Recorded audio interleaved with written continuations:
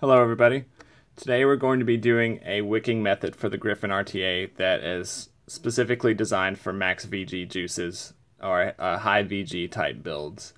So if you watch my other wicking tutorial or you've tried a few on YouTube and it just doesn't wick fast enough with the juice that you're using, this technique is for you. So to me it gives, with max VG juices, it gives a real dripper kind of experience, really good flavor.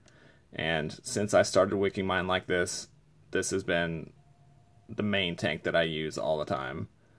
Like I can't overstate how good the flavor is wicking it like this. So it's going to be essentially the same wicking technique that I did in my other video, but there's a couple differences at the end that'll kind of make it more suited for max VG builds. So let's go on and get started. This is a 3mm stainless steel vertebrae build that I have in here. And I'm going to be wicking using rayon, but the process is completely identical for cotton. And because this is 3mm, you kind of have to put quite a bit of wick in there, but you just want to find a fine balance and not overstuff it.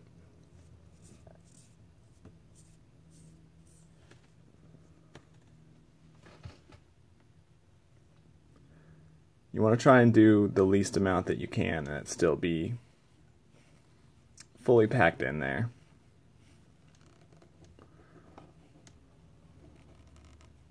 So this right here is the perfect amount. There's a resistance when I pull it back and forth, but not enough that it's really moving the coil around and I can just tell that it's overstuffed.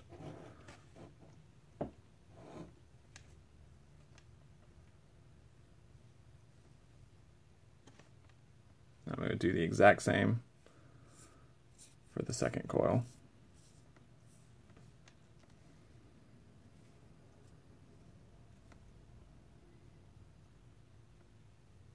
And I always try when I'm pulling the wick through to only touch the parts that I'm going to cut off. So whatever wick is going to be in the final product, I try not to touch that too much.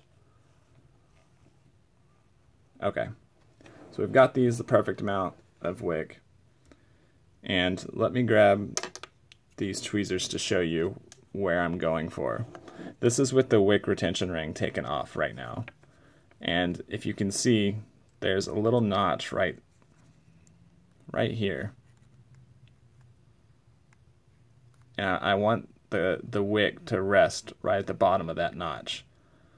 So not really sticking out much far into this part of the juice channel, just resting right in there. And the best way to do that is to get your scissors. I know these are huge scissors on camera, but they're really sharp, so this is why I use them. And I'm going to rest the scissors down in that notch. Just hold them there against that notch and pull the wig down how it's going to be sitting with the wick ring on, and keep the scissors at a flat angle and snip, and do the same all the way around. Have it resting on the notch at a flat angle, pull the wick down and snip.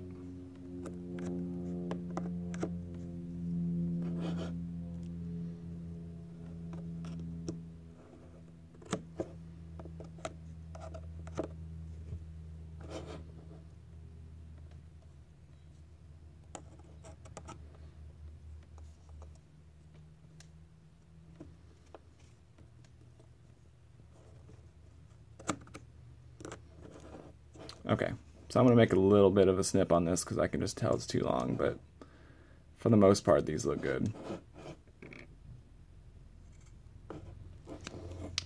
And the way that you would tell how it's going to look is to put the wick ring on. So I'm kind of using this ring as a way of putting the wicks in place. So I know that there's a lot of reviews on YouTube, wick techniques that keep the wick ring in place and just kind of stuff it down in there. And that method will work, but it's a lot easier to do it wrong. So in my opinion, it's a lot easier to do this method. You know, it's easier to get this method right. is what I mean. So I'm just getting the wick down in the channels, kind of bunching it up into the channels and making sure that it's not all spread out.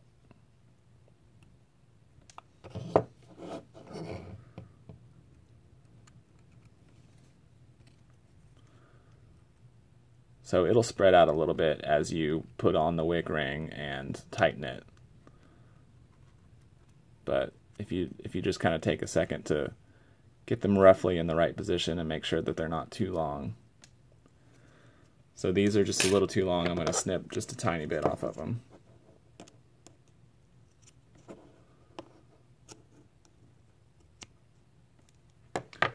Okay. So now I'm going to screw the wick ring on, and it can be kind of difficult to get this screwed on without it cross-threading or whatever. You just need to be patient with it and try your best not to touch the coils or the wick as you're doing this. So see, it's starting to cross-thread there, and you just have to keep trying.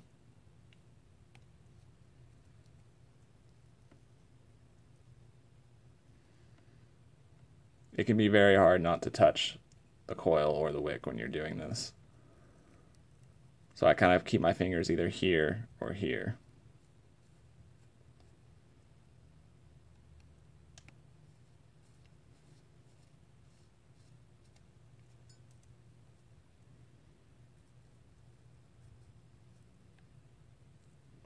So I'm going to make a quick cut and get this wick ring on there so I'm not just messing with it for the next 2 or 3 minutes.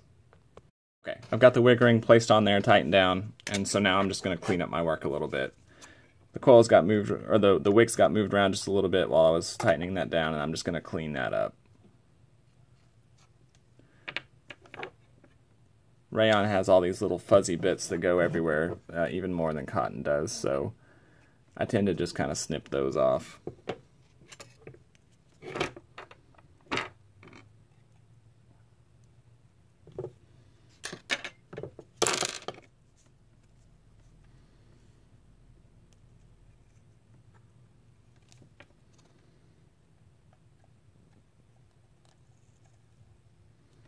Okay, so we've got them all in the channels now, and I'll just finish up one last little bit of cleaning it up.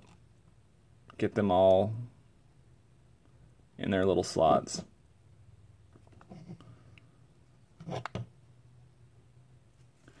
It looks pretty good.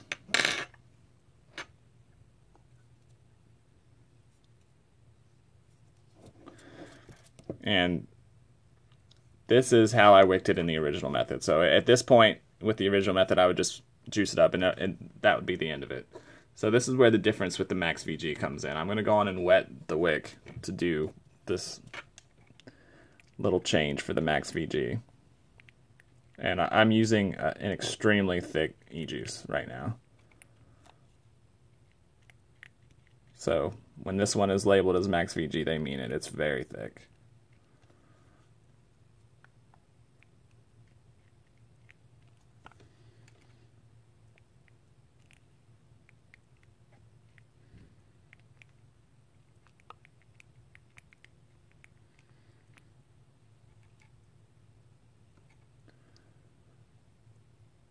Give a second for it to soak in and maybe pulse fire just a little bit.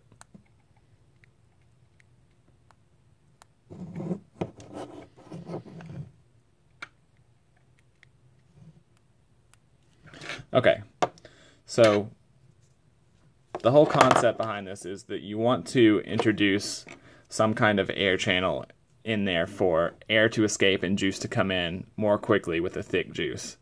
So there needs to be some kind of channel in this wick. And the way that I do this, I use these little crappy tweezers, and this is really the only thing I use them for, is wicking this. And you want to go right next to the post where the wick is, and just make a little channel there. Let me make sure I'm in focus. Make a little channel there. I'm stabbing it down to the bottom of the channel. To the bottom of the juice channel, I mean. So I'm just pushing it down and making a gap there And I'm going to do that all the way around.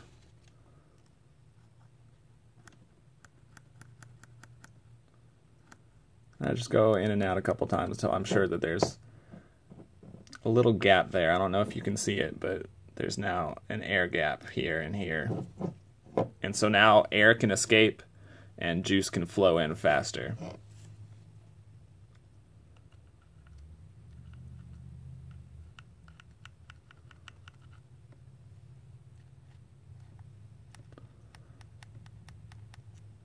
It's really important that you do this on the side of the juice channel that's next to the post. So if I were to do it right here, the airflow's right there. So if I do it right here, the juice is going to shoot up and down through the air hole and it's going to leak. So by doing it close to the post, you are using the wick as kind of a guard against juice getting to that airflow. So no matter how fast this wicks, I've never gotten any leaking out of it. So just make sure that you do it next to the posts and not on the other side. And I'm just going to go around one more time and make sure that all the channels are open. You can kind of see those gaps in there.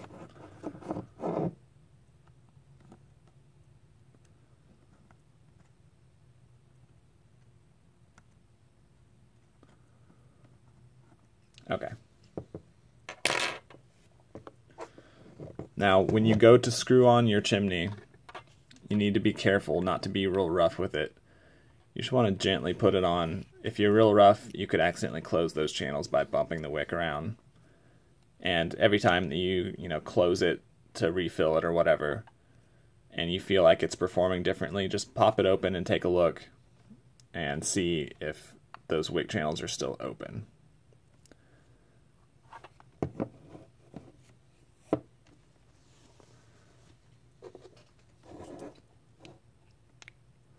So now I'm just going to fill it up.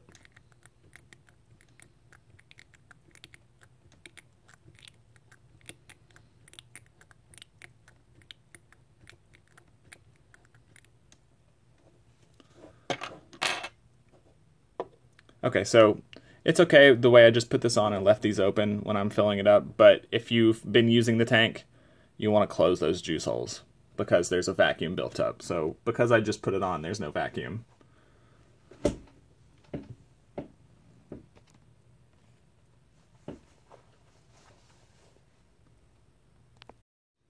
Okay, so now we're ready to try it out. Put the top cap on.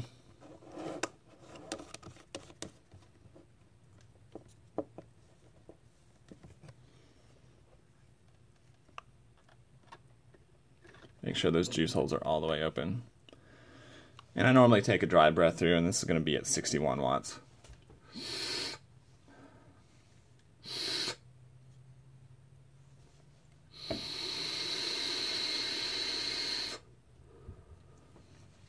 Still really saturated because of how much juice I just put on there, but once it burns off, it'll pick up.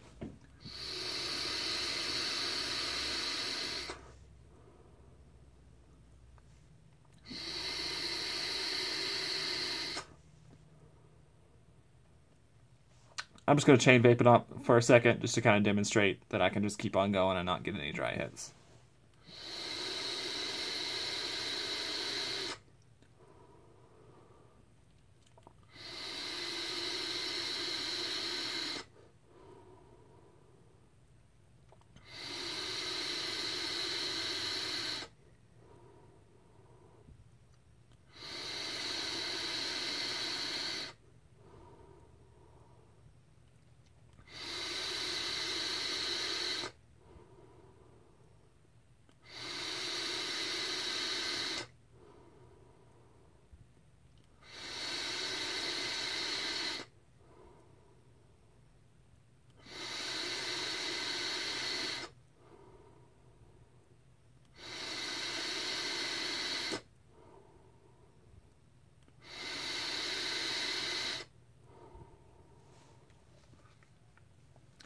I could literally keep doing that until this tank goes dry, and it's just going to keep performing the same.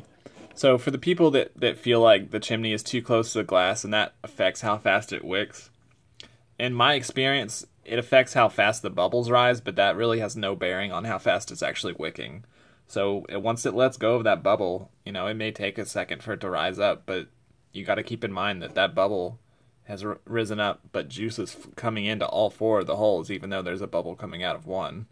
You know, all the air in there is linked between all these holes, so that one bubble rising slowly really has no bearing on how quickly it's wicking.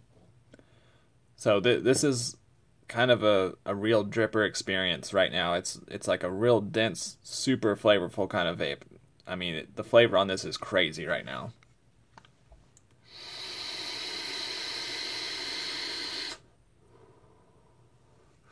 I really can't do it justice by trying to explain it. You'll just have to give it a try. And I hope that if you get it set up the way that this is, that it kind of gives you the same experience that I have when I use it. So that's going to be the end of this wicking tutorial. And if you have any questions, just leave a comment, send me an email. And don't forget to give us a like if you like this tutorial, or subscribe to our channel. If you have any recommendations, just let me know for stuff that you'd like to see on the channel in the future.